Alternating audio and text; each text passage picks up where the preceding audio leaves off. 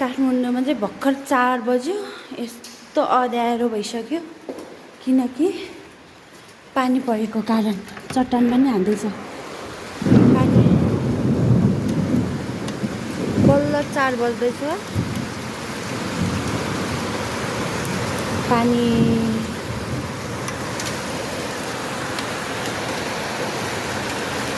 पुरै 4 बजे नै अँध्यारो 4 पनि बजेको छैन बज्न चाहिँ लाग्यो 8 मिनट बाँकी छ 4 बज्नलाई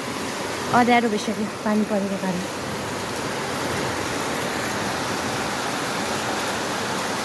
अँध्यारो पुरै अँध्यारो पानी यति पानी परिरह तर मोबाइलमा धेरै देख्दैन रहेछ हौ पानी रुमभित्र चाहिँ पुरै अँध्यारो भइरह अरू बेलामा चाहिँ 4 बजे त रुम पनि हल्का उज्यालो हुन्छ नि त आज त हेर्नु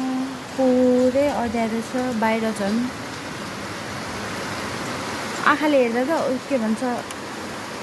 अँध्यारो देखिरह मोबाइलबाट हल्का उज्यालो देखिरह यो भन्दा अँध्यारो भइरह पुरै पानी परिरह